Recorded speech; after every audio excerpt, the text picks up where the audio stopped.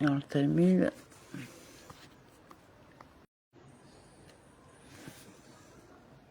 Non, ça...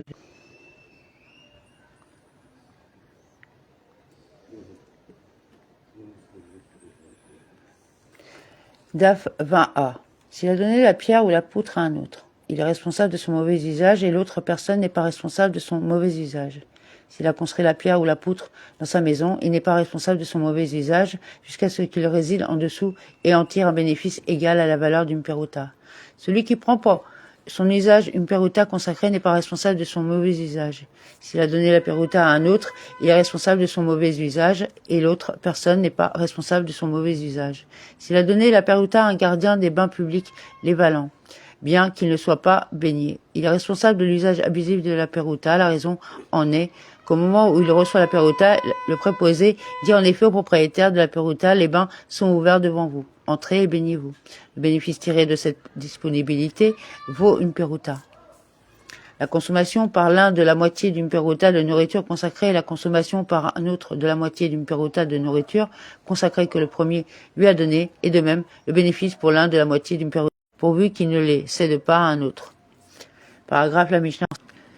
S'il construit la pierre ou la poutre dans sa maison, il n'est pas responsable de son mauvais usage jusqu'à ce qu'il réside en dessous et en tire un bénéfice égal à la valeur d'une peruta.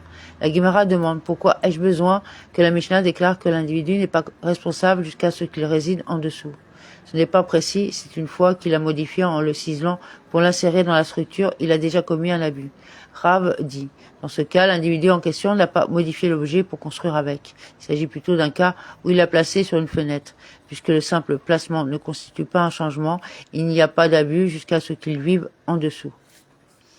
La Guémara note, et pourtant une fois qu'il a construit et qu'il en a ensuite tiré profit, il en a tout cas commis un mauvais usage. Bien que la Lara stipule que les abus ne s'appliquent pas aux objets fixés au sol, cela ne s'applique pas aux objets intégrés dans une structure.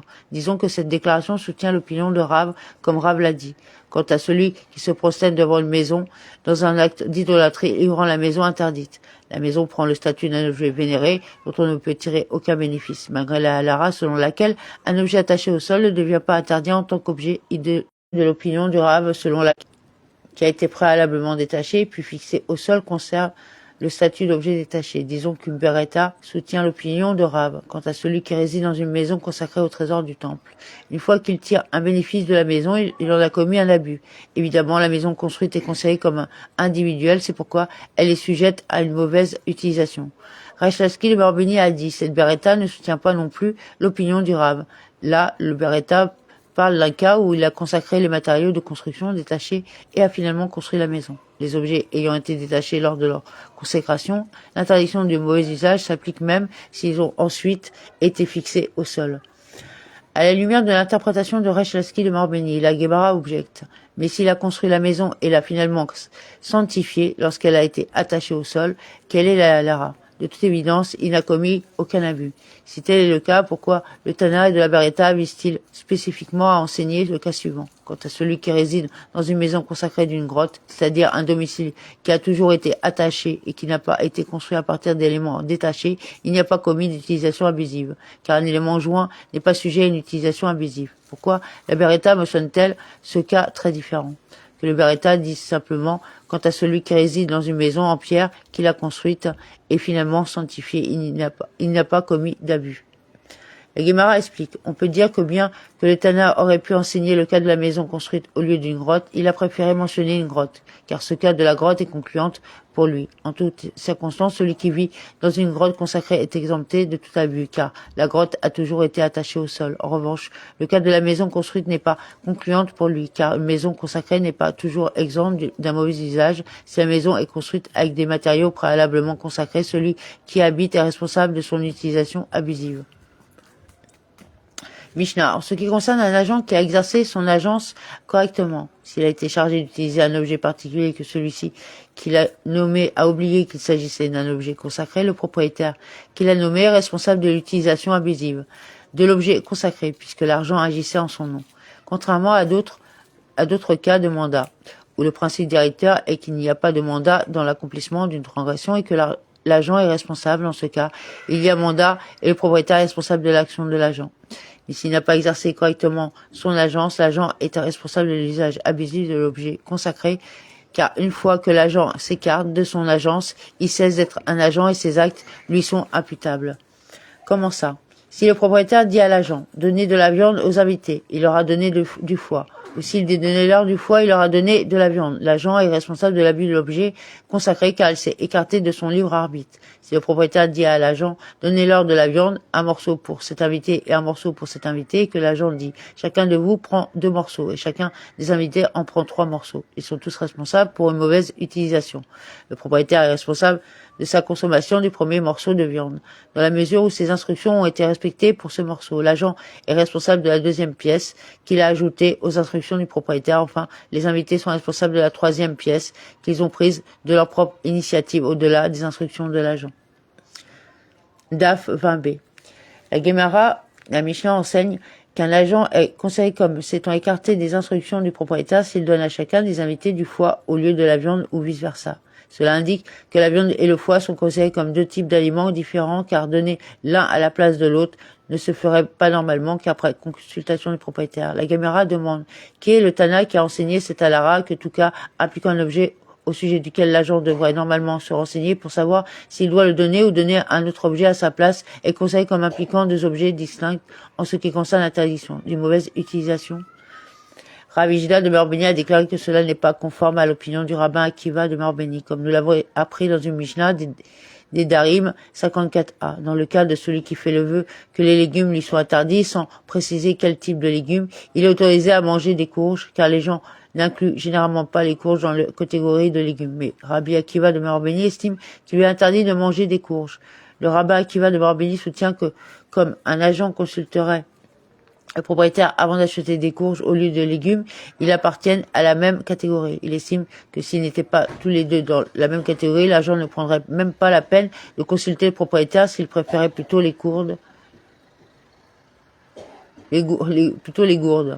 Par conséquent, le rabbin Akiva soutient que tout élément sur lequel l'agent poserait des questions est inclus dans la même catégorie que l'élément qu'il a spécifié, qu'il ne s'agit pas de 2 éléments distincts. Abbaye de Merbeni a dit vous pouvez même dire que la Mishnah est conforme à l'opinion de Rabbi Akiva de Merbeni, car Rabbi Akiva de Merbeni n'admet-il pas que l'agent doit consulter à celui qui l'a nommé, étant donné que l'agent ne l'a pas consulté et qu'il a agi de son propre chef en donnant du foie au lieu de la viande, il n'est pas considéré comme ayant rempli son mandat. En conséquence, il est responsable d'une mauvaise utilisation. En d'autres termes, la décision de la Mishnah n'est pas due au fait que la viande et le foie sont considérés comme 2 types d'aliments différents, mais au fait que l'agent n'a pas accompli son action. Lorsque les rabbins prononcèrent cet alara devant Rava de Merbeni, il leur dit la Namani de Merbeni, c'est-à-dire Abbaye de Merbeni, dit bien. La Guémara demande qui est le Tana qui n'est pas d'accord avec l'opinion de Rabbi Akiva de Merbeni dans la Mishnah du traité des Darim. La Guémara répond qu'il s'agit de Rabban Shimon ben Gamliel de Merbeni qui est comme il est enseigné dans une Beretta. Quant à celui qui fait le vœu que la viande lui est interdite, il lui est interdit de manger tout type de viande. Il lui est interdit de manger de la viande, de la tête, des pieds, de la trachée, du foie et du cœur, malgré le fait que les gens ne mangent généralement pas de viande provenant de ces parties du corps. Il lui est interdit de manger de la viande d'oiseau, car c'est aussi ce qu'on appelle communément de la viande. Mais il lui est permis de manger de la viande de poisson, de sauterelle, car leur chair n'est pas appelée viande. Rabban Shimon ben Gamliel de Merbeni lui permet de manger de la viande, de la tête, des pieds, de la trachée, du foie, du cœur, des oiseaux et bien sûr aussi du poisson et des sauterelles. Et Rabban Shimon ben Gamliel de Merbeni dirait également les entrailles ne sont pas considérées comme de la viande et celui qui les mange n'est pas une personne, c'est-à-dire que les entrailles sont impropres à la consommation humaine. On peut en déduire que Rabban Shimon ben Gamliel de Merbeni n'est pas d'accord avec Rabbi Akiva de Merbeni, soutient que même si un agent qui ne trouve pas de viande consulterait celui qui l'a nommé et remplacerait ensuite la viande par du foie, le foie n'est pas considéré comme de la viande en ce qui concerne vœu. Concernant la Beretta ci-dessus, la Guémara demande, et selon l'avis du premier Tana, qu'est-ce qui est différent dans la viande d'oiseau pour qu'il la considère dans la même catégorie que la viande ordinaire? Ce doit être parce qu'une personne dit habituellement lorsqu'elle ne trouve pas de viande et revient à celui qui l'a désigné, je n'ai pas trouvé de viande d'animaux, mais j'ai apporté de la viande d'oiseau à la place. La Guémara demande, si c'est le cas, alors aussi à propos du poisson, on est enclin à dire je n'ai pas trouvé de viande d'animal, mais j'ai apporté du poisson à la place. Pourquoi alors le poisson est-il considéré comme une catégorie distincte? Papa de Morbeni a dit, nous parlons du jour de l'effusion de sang, car une personne dans cet état ne mange pas de poisson, puisqu'il était admis à l'époque que manger du poisson après une saignée est nocif. L'agent n'envisagerait jamais d'acheter du poisson à la place de la viande, et ne consulterait même pas celui qui l'avait désigné pour savoir s'il devait ou non acheter du poisson. La Guimara demande si oui, il ne mangerait pas d'oiseau non plus, comme le dit Shmuel de Morbeni. Quant à celui qui laisse couler du sang et mange de la viande d'un oiseau, son rythme cardiaque s'accélère et vole comme un oiseau. Il est clair que la viande d'oiseau est également délétère pour la santé après une saignée. Et en plus, il a enseigné dans une beretta, on ne fait pas couler du sang avant de manger du poisson, ni avant de manger des oiseaux, ni avant de manger de la viande salée. Rapapa de Morbeni a dit plutôt, nous avons affaire à un cas survenu un jour où ses yeux lui ont fait mal, car les gens ne mangent pas de poisson ce jour-là, car le poisson est nocif pour les yeux. Par conséquent, l'agent n'achèterait pas de poisson ni ne consulterait le propriétaire pour savoir s'il devait le faire. Paragraphe, la Mishnah enseigne. Si le propriétaire dit à l'agent, donnez-lui de la viande, un morceau pour chaque invité, et que l'agent dit, chacun de vous prend 2 morceaux et chacun des invités en prend 3 morceaux. S'ils sont tous responsables de abuser, la Gemara suggère, on peut apprendre de la Mishnah que si un agent ajoute à son agence, il est toujours considéré comme un agent. Et donc, celui qui l'a nommé est également responsable car l'agent n'a pas entièrement supprimé ses instructions. Rav Shechet de Morbeni a déclaré que cette déduction n'est pas nécessaire, correcte, car la Mishnah peut être expliquée comme faisant spécifiquement référence à un cas où l'agent a dit aux invités, prenez un morceau de viande conformément à l'intention du propriétaire et un morceau conformément à mon intention. Alors, on continuera demain pour la suite. Merci, bonne soirée, amen. Et que Dieu nous protège et que cesse cette guerre d'influence qui a des conséquences sur la réalité et qu'on est tous responsables.